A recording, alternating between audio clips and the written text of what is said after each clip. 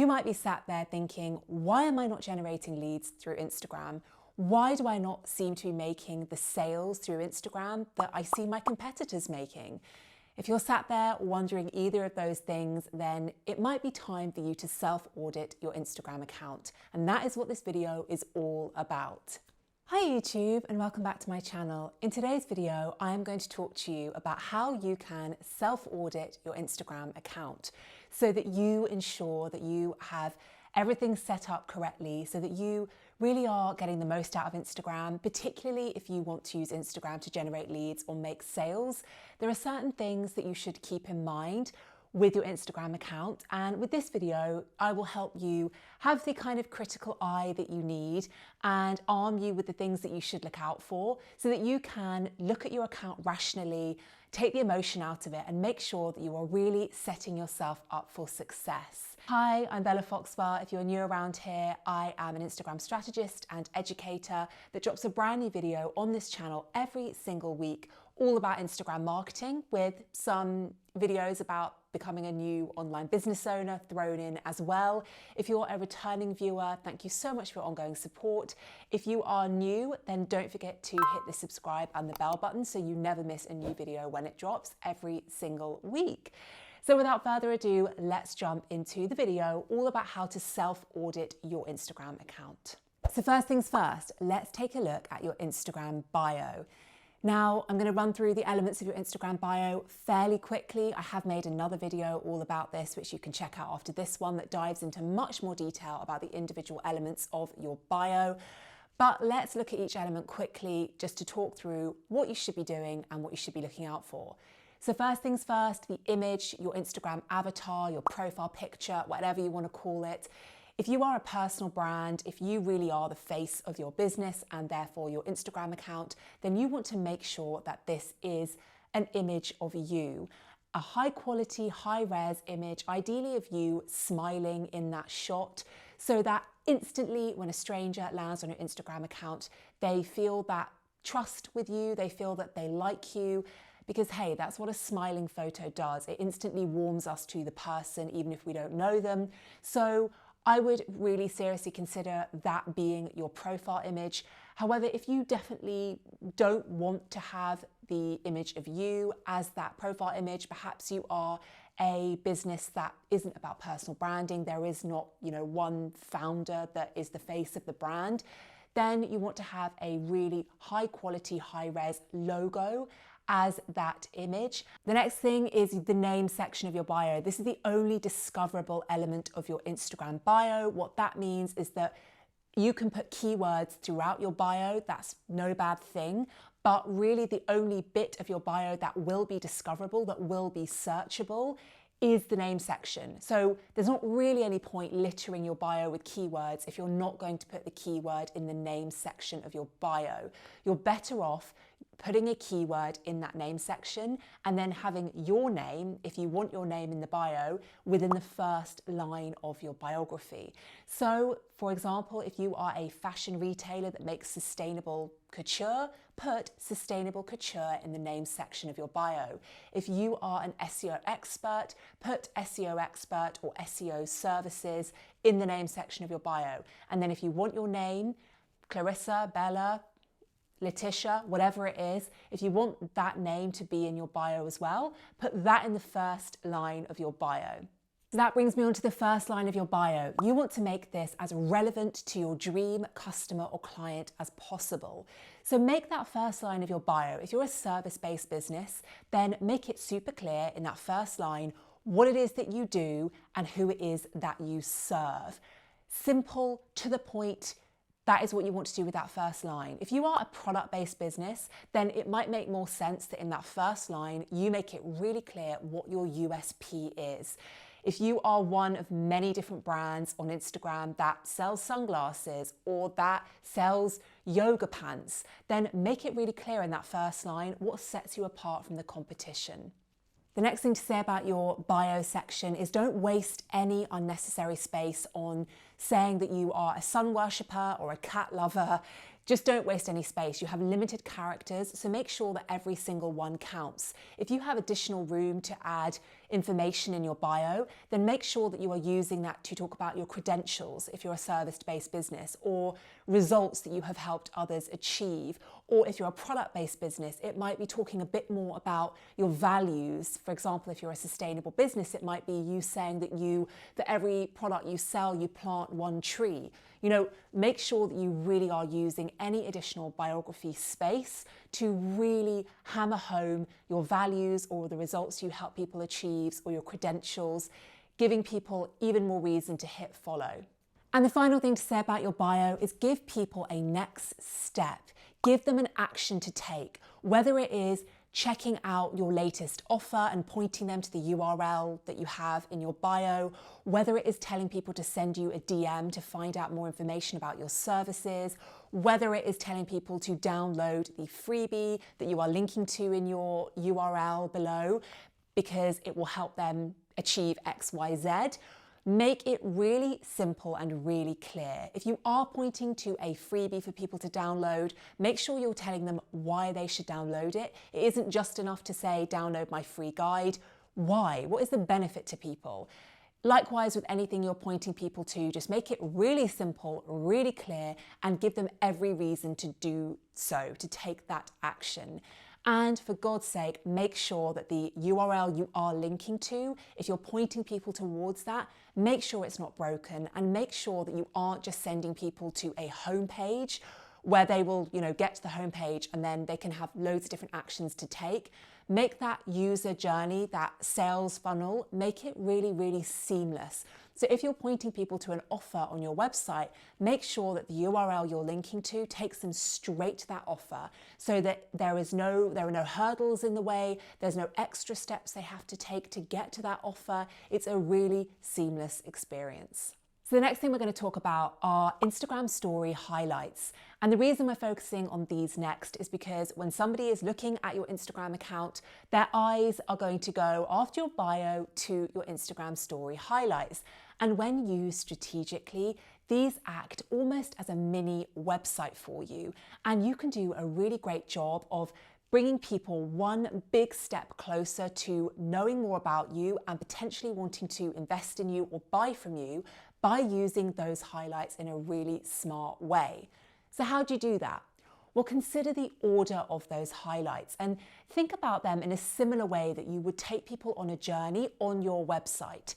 So my advice to you, if you want my suggestion for what that order should be, I would start with client testimonials and client reviews and feedback first.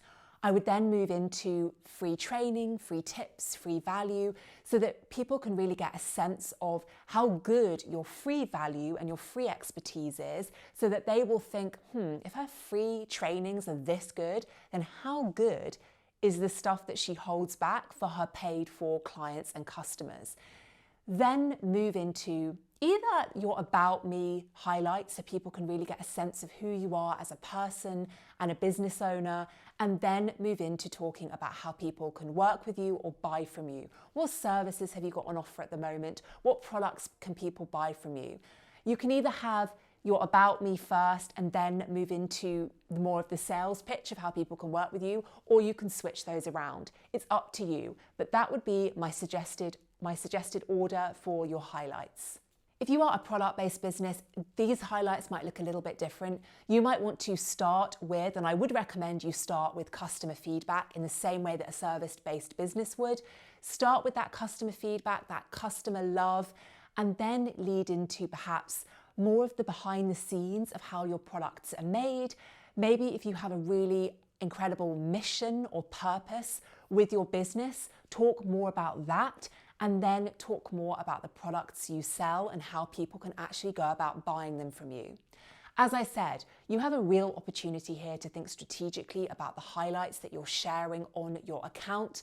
Again, remember, you have less than 2 seconds to convince a stranger to hit follow on your Instagram account, and having really smart highlights set up is going to really help people make that decision as to whether you're worth following or not.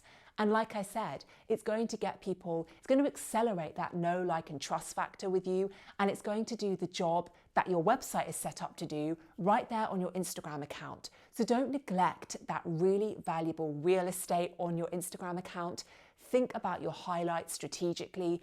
If you haven't thought about them before, or if you want to do a refresh of your highlights, then obviously you will need to share those as stories first before you can save them as highlights. So sit down and plan out what those highlights will look like, and then share some stories over the next week or 2 weeks that you know you can then save as those highlights. Final word on highlights, make sure that the cover images of those highlights are just clean and branded. Next, let's talk about your main feed content. Now, I do not want you to get hung up on having a perfect grid, because there is no such thing. And also, 99% of people are not going to spend any time scrolling down your main feed. They will have a look at the top 6 to 9 images, and if they like what they see and it's clear what you do and that you provide value, they will hit follow.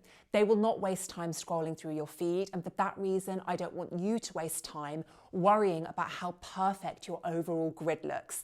It might have mattered 3 or 4 years ago. It doesn't matter anymore. What's more important is that the individual value of your posts are really value packed, and that the individual posts are great in and of themselves, and that there is, generally speaking, a consistency with either the style or the brand colors or the overall personality of your feed. So that doesn't mean obsessing over making sure there is really, really rigid uniformity, but just making sure that there is an overall consistency with either having a clean and pared back grid, or having a fun and colourful grid, or having just pops of brand colours coming through your grid. That's as far as you need to go with thinking about the overall look and feel of your grid. Like I said, it's more important that the individual posts are value packed. And what I mean by that is making sure that your account isn't just a billboard selling your products or services. You want to make sure there is a mixture of content that appeals to people at different stages in their customer journey. That is because you are going to have some people landing on your Instagram account who are brand new to you, who are cold leads, who really don't know anything about you. And so they are not ready to be sold to. Whereas you're going to have some people that have been following you for a while and that are very, very close to buying from you or investing in you, and do need to be sold to a little bit more. They do need to have those posts that are going to convince them to buy from you.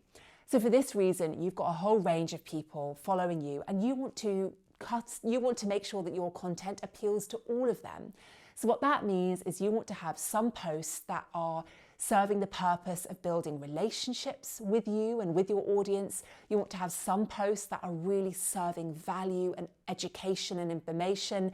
And you want to have some posts that are saying, this is what I have to offer this month, or this is my latest product or service, and this is how you can buy from me. You want to have a mixture of content that does all of those things and always, always serves a purpose. And as long as you know what that purpose is and it's very, very clear, then you're good to go with your content. A bonus tip when auditing your Instagram account and having a look at the content you either have been sharing or you are planning to share, I want you to ask yourself, is any of my content shareable or savable? Now, the reason I am suggesting this to you is because if you want to improve your engagement rate on Instagram overall, then making sure that some of your posts are shareable or savable is really going to help you achieve this.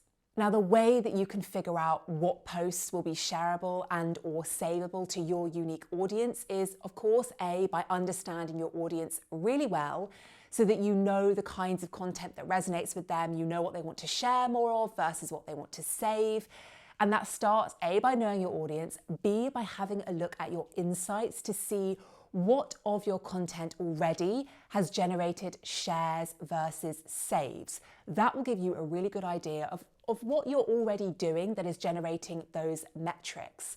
And also having a look around at your competitors and brands that are related to you to see what kinds of content they are sharing that is shareable and savable.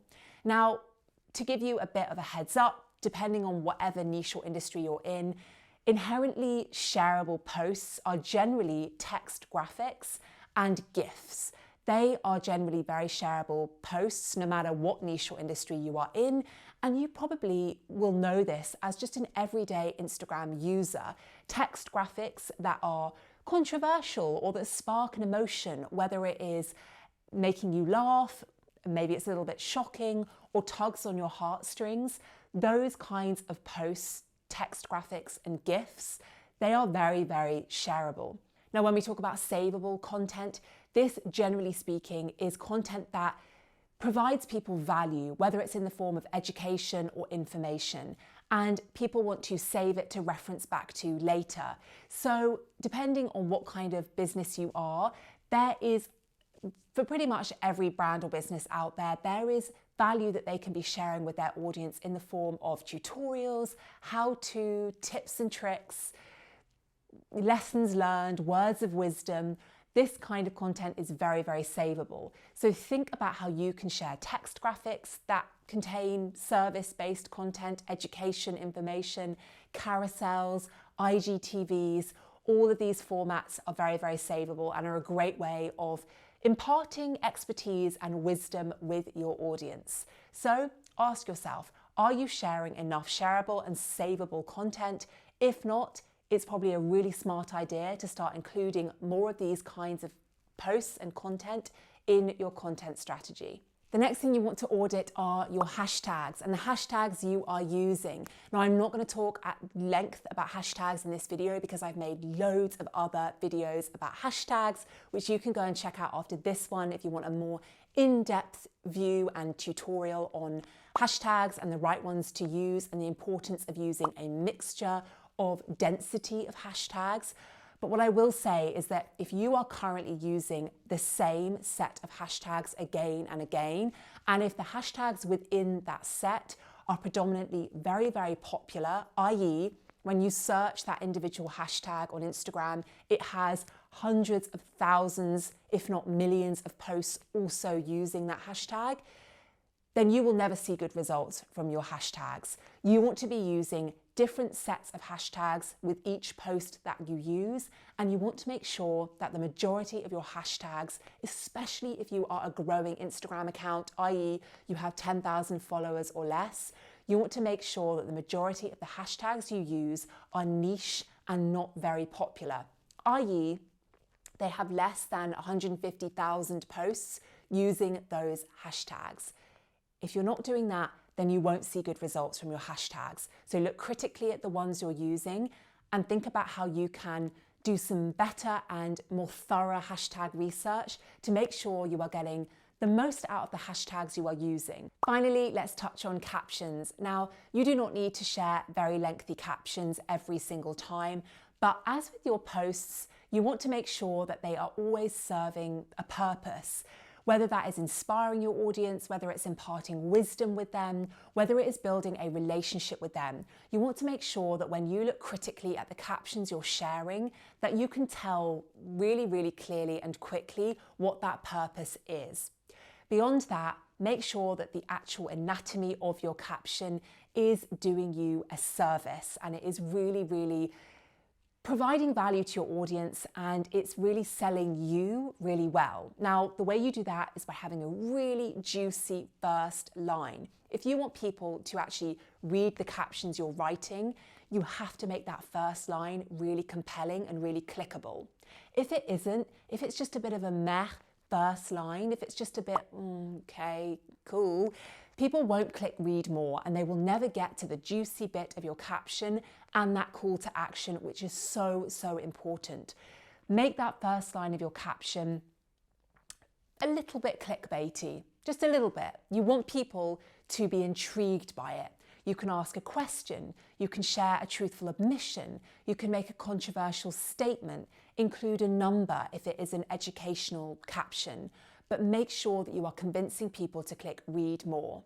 Then within the caption itself, make sure the paragraphs and sentences are super short so that it is easily digestible and people can quickly digest the information.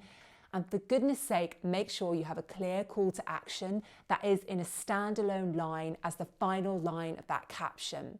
And 9 times out of 10, don't send people away to the link in your bio as that call to action. Keep the engagement on your post. If you want to build relationships with people, if you want to convert your followers into customers and clients, you need to build relationships with them. And the best way to do that is to keep them on your content and to keep the conversation going. So don't tell people to check out the link in your bio, but instead tell people to comment below, tell people to share their thoughts, tell people to drop an emoji below, tell people to tag a friend, get people to take action and keep the engagement on your content so you can continue the conversation with them. Finally, this isn't actually about the content or the setup of your Instagram account, because we've covered that in quite good detail within this video. But this is probably one of the most important things we'll touch on in this video, and that is I want you to self-audit and check in with yourself about how you are actually spending your time on Instagram. I want you to be really honest with yourself. Are you spending focused time every single day going out and building relationships with your existing community and people that you aren't following or who aren't following you but could be potential clients or customers?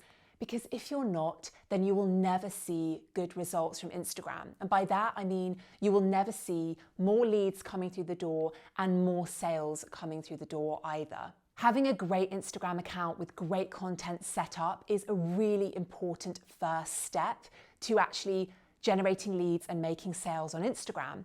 But it isn't enough. Being passive on Instagram in 2020 isn't going to make you sales on Instagram. You have to be an active participant on Instagram. As you would with any other online or offline business, you would put time and focus into going out and building relationships with people. And so you have to do the same thing on Instagram. And there are so many people waiting for you to do that on Instagram. There are hundreds and thousands and millions of potential customers and clients on Instagram.